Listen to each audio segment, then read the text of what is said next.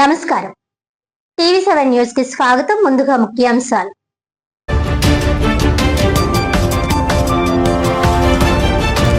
ప్రజా సమస్యలను క్షేత్రస్థాయిలో పరిష్కరించేందుకు క్షేత్రస్థాయి పర్యటనలు దోహదం. కాకినాడ నగరపాలక సంస్థ కమిషనర్ ఎన్వివి సత్యనారాయణ.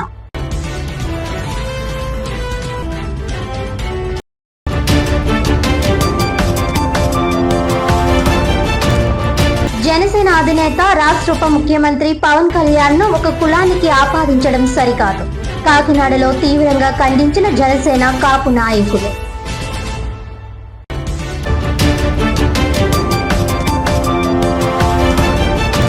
వైసీపీ అధినేత వైఎస్ జగన్మోహన్ రెడ్డి పిలుపు మేరకు జిల్లాలో చంద్రబాబు వెన్నుపోటుకు 2 ఏళ్ల కార్యక్రమం.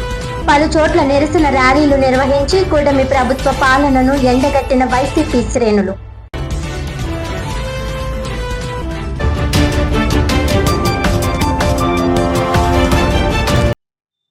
ఇక డీటెయిల్స్ చూస్తే, ప్రజా సమస్యలను క్షేత్రస్థాయిలో తెలుసుకుని పరిష్కరించేందుకు క్షేత్రస్థాయి పర్యటనలు ఎంతో దోహదపడుతున్నాయని కాకినాడ నగరపాలక సంస్థ కమిషనర్ ఎన్వివి సత్యనారాయణ తెలిపారు.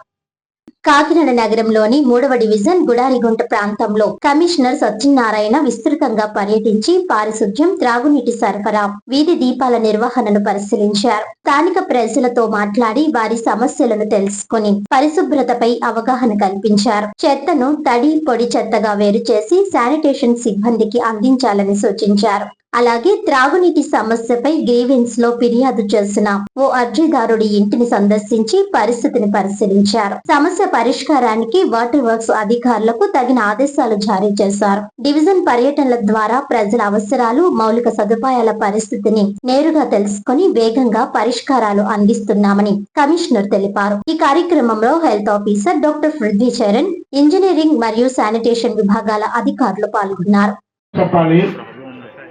మా వాళ్ళు చెట్టు పట్టుకెళ్తున్నారా? పట్టుకెళ్తున్నారమ్మా. అదే విధంగా ఈ డ్రైన్ క్లీన్ చేస్తున్నారా? మా వాళ్ళు వస్తున్నారా?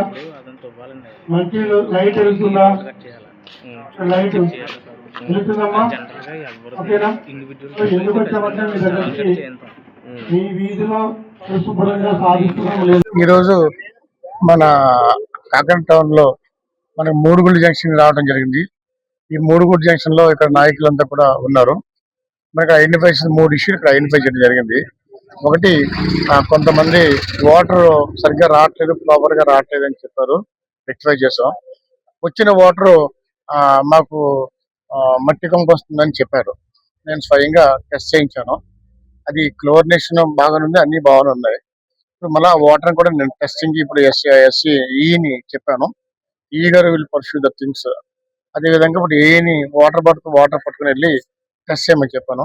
100% కూడా మీకు వచ్చే వాటర్ 100%, 100% ప్యూరిఫైడ్ వాటర్. మీరు ఎక్కడైనా టెస్ట్ చేయించవచ్చు ఎనీ ల్యాబ్ లో. మన వాటర్ స్థలం ఇక్కడ మళ్ళీ వారు ఇచ్చింది, వాళ్ళ దగ్గర కూడా టెస్ట్ చేయడం జరిగింది. అది 0.2 ఉంది క్లోరినేషన్. అయినప్పటికీ వాళ్ళ ఇంట్లోనే వాళ్ళ తీసుకుని మేము మళ్ళీ టెస్టింగ్ కూడా పంపించాం. ఎందుకంటే ప్రజలు ఎవరు కూడా ఏ విధమైన అనుమానానికి లోటు అవ్వకూడదు.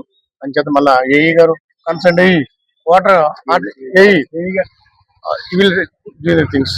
రెండోది ఏంటంటే, అక్కడ ఎవరో బిల్డింగ్ కడుతున్నారు, మొత్తం డ్రైన్ క్యాప్ పెట్టేశారు. మొత్తం ఓస్ ఏమో డ్రైన్లు వేసేసారు. నా ఎదురుగానే సిమెంట్ పట్టుకొచ్చి ఆ పని అయినా డ్రైన్ లెక్క పెట్టేస్తారు. దానివల్ల డ్రైన్ బ్లాక్ చేసేస్తుంది.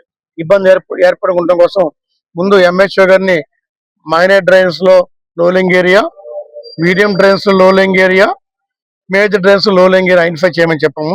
ఈ రోజు మన జాయింట్ కలెక్టర్ గారు కూడా 5 o'clock మీటింగ్ పెడతామని చెప్పారు. దానికి సంబంధించిన ముందు ఎవరైతే ఉన్నారో శానిటేషన్ ఏదైనా లోపం వస్తే ఎంహెచ్ఓ ఈజ్ టోటల్లీ రెస్పాన్సిబుల్.